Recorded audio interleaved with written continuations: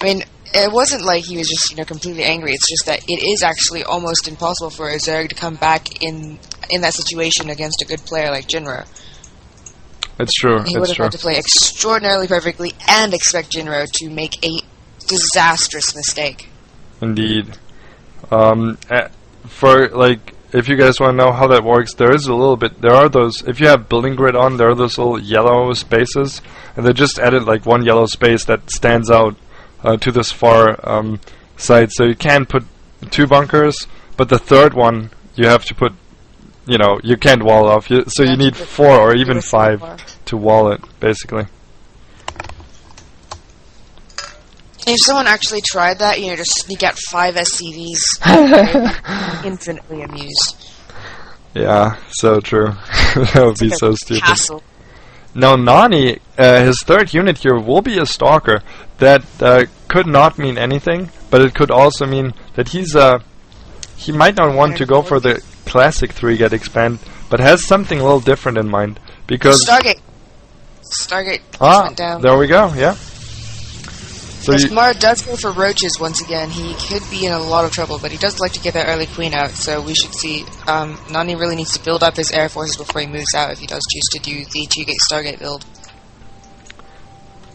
Yeah, I mean, and the thing now for Morrow is he knows his opponent, of course. It's his practice partner after all, but if he gets too much in the mindset of, well, Nani is going to 3-get expand, then he might be in for some trouble, so he needs to keep up with his scouting, and that's what he's doing, he's sacrificing an Overlord. Will he see it? Is he going to see the Stargate? He should be able to see it just fine. I mean, the single Stalker isn't even there to take it out. In the meantime, I love that he has a Zergling patrolling the entire map, like every last corner of it, trying to look for any possible proxies or hidden buildings. Actually, it's 2 Zerglings around the map doing that, so I love that. He probably has played Nani enough to know that he might get Dark Templar or hidden Stargates. In the meantime, his Overlord in the main actually... It did see it. It did see the Stargate. So close. And even if he hadn't seen it, he would have seen the Stalker. And a Stalker, which is kind of shorter on gas, that's why you use it if you want to play a one-base tech build, basically.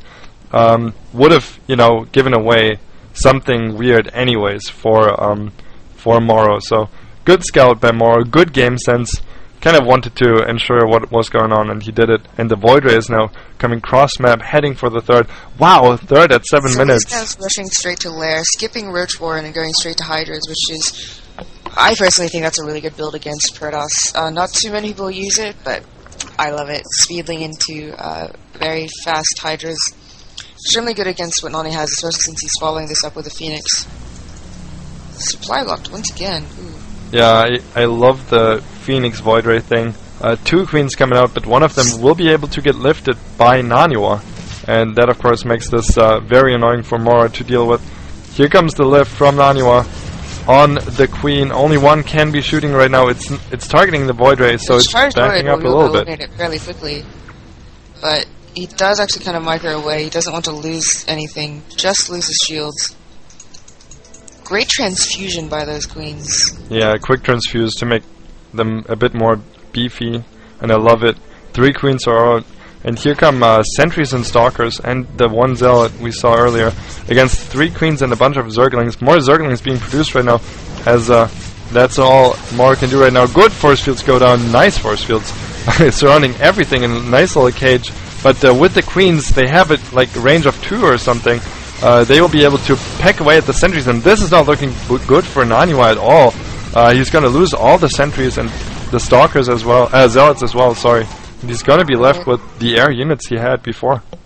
The surround was really, really great by Morrow. His choice to get out as many Zerglings as possible, constructing kind of a push, an actual push along with the air harass was impeccable. I love his early queens. He did actually keep his overlords alive, but the 4 queens are actually extremely awesome early defense if there is creep out on the map connecting his bases, which of course, being Morrow, he has plenty of. Speedlings actually came in for a counterattack. Oh. Didn't do too much damage, but was able to see exactly what he had, including these 2 new gateways. And lots of tech going down for Morrow. Roach Warren, Hydra, then and Spire right away. That's pretty interesting. Going to go, like, he had that really early there. I don't didn't even see what he used his lair on specifically, to be honest. Maybe I missed something, but there's nothing that he really is researching or getting with the lair. He gets... Hydrate Den? Well, yes, but he got it a bit late, so... Yeah, I guess he was worried about defending first. Getting Roach speed and Hydro range right now. And if there is a quick Colossus transition, which is to be expected from Naniwa, you'll be able to get the Corruptors right away. But the roll base just halfway through, You so... the Spire fairly early, though. Since it is almost finished, actually. I think he put it down in the middle of that attack, actually. He put it down together with Roachworn and Hydrodin. Anyways, Phoenixes came in, Spore Crawler was ready though. Spores at every expansion are up, so no big problem for MorroW at all. And he can even if he... Overlord speed again. Go ahead, sorry. He's getting Overlord speed again. I really like that play. It's becoming more and more popular. I mean, for a while it was basically just Energy Vibe and Fruit Dealer who did the Baneling drops, but now it's very, very popular. Robotic Spade going down for Naniwa, going for a very natural Colossus transition. He really likes the Colossus Void Ray composition. It is extremely powerful, but you know, with the Roaches that are going to show up, as well as Corruptors, the Void Rays will do very, very well if you can keep them alive against the Hydras. And they love the early Corruptors here from MorroW. They aren't overly early, but a bit unusually early for MorroW. But he is getting them, of course, against the air units that are on the field, and Corruptors are excellent units against Phoenixes, and well, Void Rays not so much, but they are alright. Now, did MorroW see that gold going up? Yes, he did. And MorroW has the Watchtower still, so he's absolutely aware of that. And he's gonna go straight for a little push out here. Let's see if he can do some damage.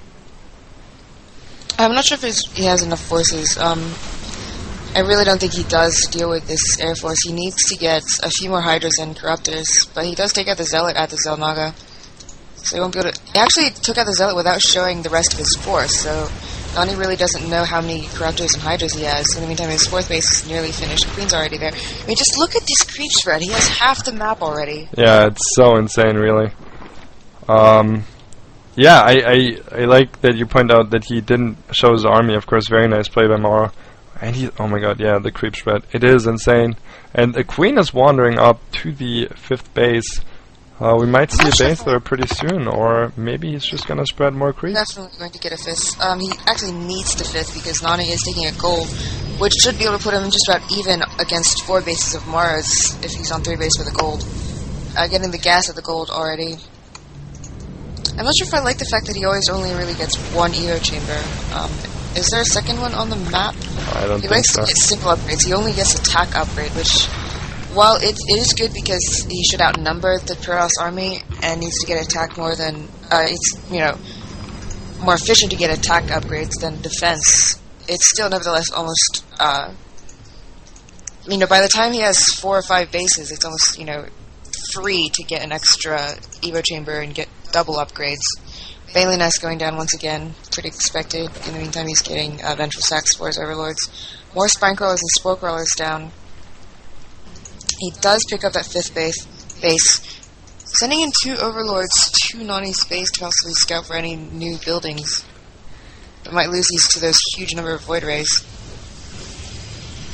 Yeah, I love the Void Ray numbers by Naniwa. It's going to be just very strong, and it might, again, not be enough Corruptors. Phoenix is clearing out the Overlord. MorroW had spread them out a little bit right now, as you pointed out, but Hydras are ready. And MorroW in a very aggressive stance, coming in actually, but needs to be careful. Might get force field here. The sentries were a bit far in the back, but the Corruptors are not going to snipe any Colossus here, or will they? I think they got 1, maybe. Not quite sure if there were 3 or 2 in the beginning, but both Colossus left with pretty good health right now. That was not a good engagement at all. He should have at least flanked, you know, since the gold does have 3 entrances. He took out pretty much no Void Rays and lost all of his Corruptors to them. Yeah. Needs to get rid of some of those Void Rays so that his Corruptors can have any kind of chance against the Colossus. You know, this composition basically counters each other, you know.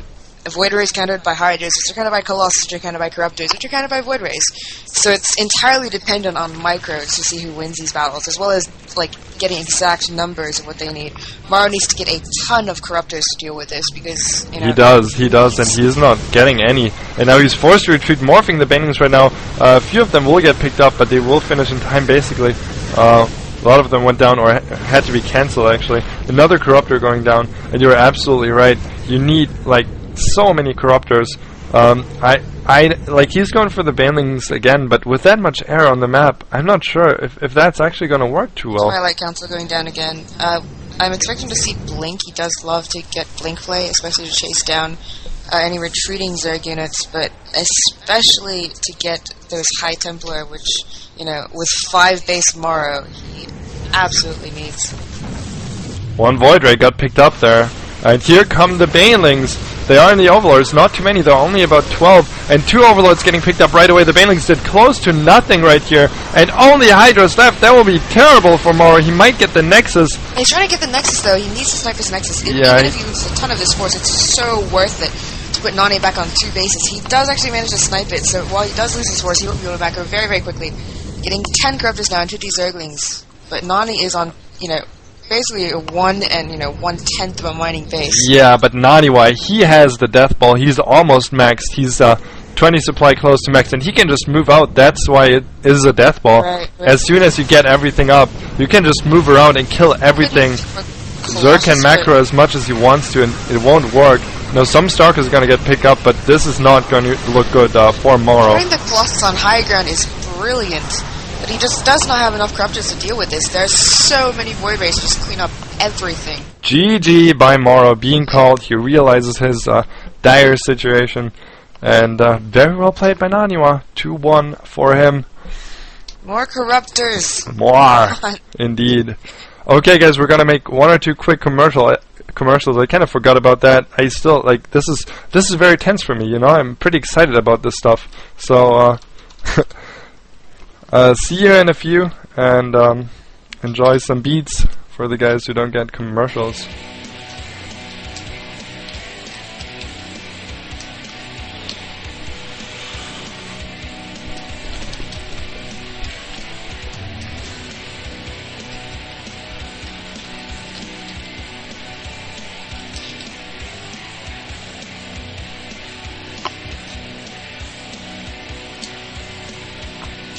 Death Ball is scary.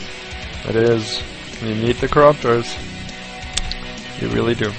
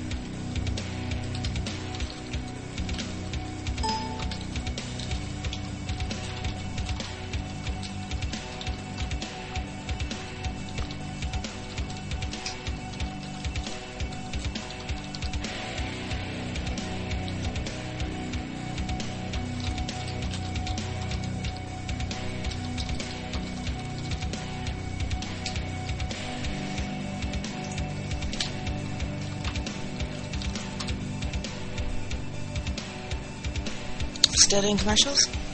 Yep.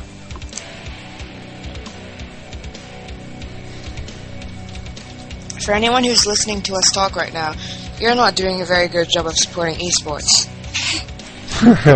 No, but I like the people who whitelist Justin TV. yeah, I do that too, but I don't get commercials anyway.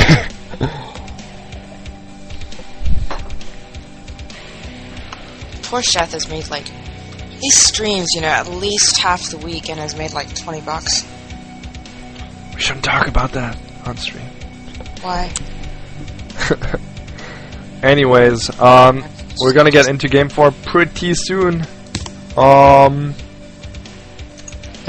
Oh my god, I will be so sad if MorroW doesn't win this. Yeah, it is a best of 7. Like, So everything about his play is so beautiful. Nani's pretty good Except too. his complete lack of corruptors, but Nani is doing great too, which is making me sad because I want this to be a one-sided MorroW win for Zerg. For You're a this one. caster. You're